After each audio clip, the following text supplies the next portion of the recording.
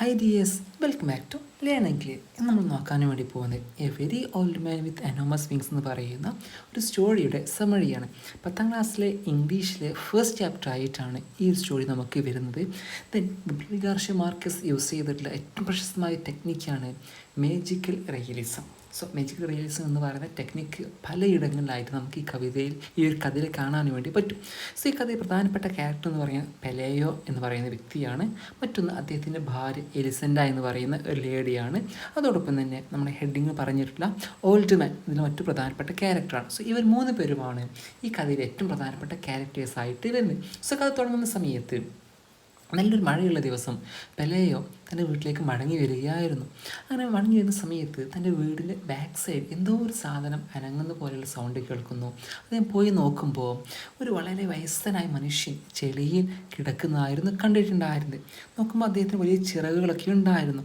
ഈ ഒരു സീൻ കണ്ടപ്പോൾ പെലേയ്ക്ക് വളരെയധികം പേടിയും ഒരു അത്ഭുതമൊക്കെ തോന്നി. അങ്ങനെ അദ്ദേഹം തൻ്റെ ഭാര്യയായിട്ടുള്ള എലിസൻഡയെ വിളിച്ചു. 2 പേരും ചെന്നിട്ട് ആ വയസ്സനായ ആളെ നോക്കുമ്പോൾ അവർക്ക് മനസ്സിലാവുന്നുണ്ട് ആൾക്ക് നല്ല ഏജ് ആയിട്ടുണ്ട്. അയാളുടെ മുഖം ആ മണ്ണിലേക്ക് കമിഴ്ന്നിട്ടായിരുന്നു അദ്ദേഹം കിടന്നിട്ടുണ്ടായിരുന്നത്.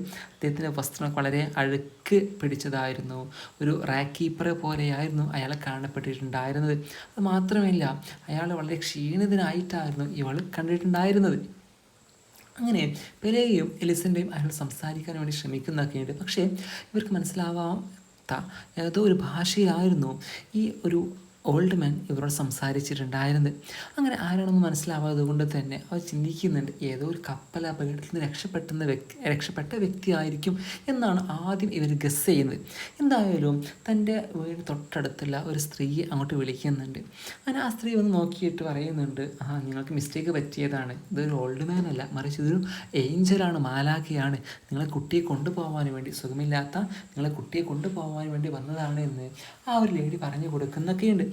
എന്തായാലും ഇയാൾ ഈ ഒരു ഓൾഡ് മാനെ പിടിച്ചിട്ട് അവരുടെ വീട്ടിലെ കോഴിക്കൂട്ടിൽ കൊണ്ടുപോയി ലോക്കാക്കുന്നു. അങ്ങനെ രാത്രിയാവുന്ന സമയത്ത് ഇവരുടെ കുട്ടിയുടെ അസുഖമൊക്കെ മാറുന്നൊക്കെയുണ്ട്. അങ്ങനെ ഇയാളുടെ വീട്ടിൽ മാലാഖയെ പിടിച്ചു വെച്ചിട്ടുണ്ട് എന്നുള്ള ന്യൂസ് നാട്ടിലാകെ സ്പ്രെഡാവുന്നു.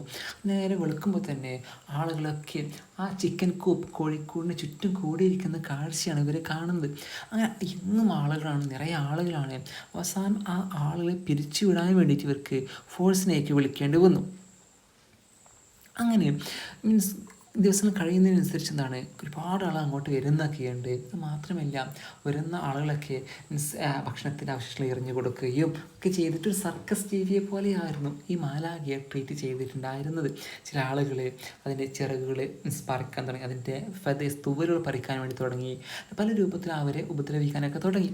അങ്ങനെ ഒരുപാട് ആളുകൾ വന്നപ്പോൾ എലിസൻ്റെയുടെയും മനസ്സിൽ ആശയം ഒതുക്കുകയാണ്, ഇങ്ങോട്ട് വരുന്ന ആളുകളുടെ അടുത്ത് നിന്ന് ക്യാഷ് വാങ്ങിയാലോ, ഒരു എൻട്രൻസ് ഫീ വാങ്ങിയാലോ എന്ന ആശയം വെക്കുന്നു.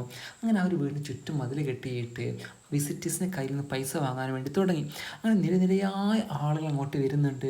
അസുഖം മാറാൻ വേണ്ടി വരുന്ന ആളുകളുണ്ട്, ഒരു അത്ഭുതത്തെ കാണാൻ വരുന്ന പോലെയുള്ള ആളുകളുണ്ട്. പലതരത്തിലുള്ള ആളുകൾ അങ്ങോട്ട് ഒഴുകിയെത്താനൊക്കെ തുടങ്ങി. അങ്ങനെ ഒരു പൈസ വാങ്ങി വളരെയധികം ടയേർഡായിട്ടുണ്ടായിരുന്നുവെങ്കിൽ പോലും അവർ വളരെയധികം ഹാപ്പി ആയിരുന്നു. അങ്ങനെ കുറച്ച് കഴിഞ്ഞപ്പോൾ അവരുടെ നാട്ടിൽ ആ ടൗണിൽ മറ്റൊരു ട്രാവലിംഗ് ഷോ വരുന്നുണ്ട്. ആ ട്രാവലിംഗ് ഷോയുടെ മെയിൻ അട്രാക്ഷൻ എന്നൊക്കെ പറയുന്നത് ഒരു സ്പൈഡർ വുമണായിരുന്നു. ഇടിമിന്നലേറ്റിട്ട് ലൈറ്റ്നിങ് ഏറ്റിട്ട് ഒരു സ്പൈഡറായി മാറിയ ഒരു സ്ത്രീ ആയിരുന്നു അതിൻ്റെ മെയിൻ അട്രാക്ഷൻ എന്ന് പറയുന്നത്. ആ സ്ത്രീയോട് സംസാരിക്കാൻ വേണ്ടി പറ്റും. അത് മാത്രമല്ല, ആ സ്ത്രീയെ കാണാനുള്ള ക്യാഷ് ഓൾഡ് മാനെ കാണാനുള്ളതിലേക്കുള്ള കുറവായിരുന്നു. അതുകൊണ്ട് തന്നെ ആളുകളെല്ലാവരും അങ്ങോട്ട് ഒഴുകാനൊക്കെ തുടങ്ങി. അങ്ങനെ ഇവിടെയുള്ള ഓൾഡ് മാനെ കാണാനുള്ള ആളുകളുടെ എണ്ണം വളരെയധികം കുറഞ്ഞു. അപ്പോഴേക്കും ഇവർ പൈസ കൊണ്ട് സമ്പന്നരായിട്ടുണ്ടായിരുന്നു. റൂമുകളൊക്കെ പൈസ കൊണ്ട് നിറഞ്ഞിട്ടുണ്ടായിരുന്നു. അങ്ങനെ അവരുടെ വീടൊക്കെ അടിപൊളിയാക്കി മാറ്റി. 2 നിലയുള്ള ബാൽക്കണിയൊക്കെയുള്ള വീടൊക്കെ ഒരു വൻ സെറ്റപ്പിലേക്ക് അവരുടെ വീട് മാറ്റുകയുണ്ടായി. എലിസൻ്റെയാണെങ്കിൽ ലക്ഷറീസ് ആയി ഡ്രസ്സസൊക്കെ വാങ്ങാനൊക്കെ തുടങ്ങി. പെലേയോ അയാളുടെ ജോലിയൊക്കെ ഉപേക്ഷിക്കുകയും ചെയ്തു. അങ്ങനെ ലക്ഷറീസായി മുന്നോട്ട് പോകുമ്പോഴും ആ ചിക്കൻ കോപ്പ് മാത്രം ഇവരൊട്ടും തന്നെ നോക്കിയിട്ടുണ്ടായിരുന്നില്ല. അങ്ങനെ ആ മനോഹരമായ വീടിൻ്റെ മുറ്റത്ത് ആ പഴയ പൊളിഞ്ഞാടി നിൽക്കുന്ന ആ ഒരു ചിക്കൻ കോപ്പ് മാത്രം ബാക്കിയായി. അങ്ങനെ കാലം കഴിഞ്ഞു പോയി. ഒരു വിൻ്റർ സീസൺ ആവുന്ന സമയത്ത് മീൻസ് അതിശക്തമായ തണുപ്പിൽ ഇയാൾക്ക് നമ്മുടെ ഓൾഡ് മാൻ ഒട്ടും വയ്യാതെ ആവുന്നുണ്ട്, അയാൾ മരണപ്പെടുമോ എന്നൊക്കെ വരുന്നാവുന്ന ചിന്തിക്കുന്നൊക്കെയുണ്ട്. പക്ഷേ ഒരു വിൻ്റർ സീസൺ കഴിഞ്ഞിട്ട് മീൻസ് ഒരു സ്പ്രിങ് സീസൺ ആയപ്പോഴേക്കും അയാളുടെ ചിറകുകളിൽ പുതിയ തൂവലുകൾ വരാനൊക്കെ തുടങ്ങി. അങ്ങനെ ഇയാൾ കുറച്ച് ഹെൽത്തി ആയി കാണാനൊക്കെ തുടങ്ങി. അവസാനം ഈ ഓൾഡ് മാനെ മെല്ലെ ആ വീട്ടിൽ പറന്നു പോവുകയാണ് ചെയ്യുന്നത്.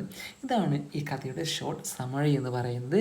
ലൈൻ ബൈ ലൈൻ ആയിട്ടുള്ള എക്സ്പ്ലനേഷൻ വേണമെന്നുണ്ടെങ്കിൽ അതിൻ്റെ വീഡിയോയുടെ ലിങ്ക് ഞാൻ താഴെ ഡിസ്ക്രിപ്ഷൻ ബോക്സ് നൽകുന്നുണ്ട്, നിങ്ങൾക്കത് യൂസ് ചെയ്ത് കാണാവുന്നതാണ്.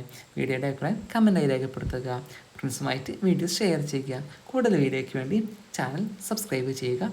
Have a nice day. Thank you all. By.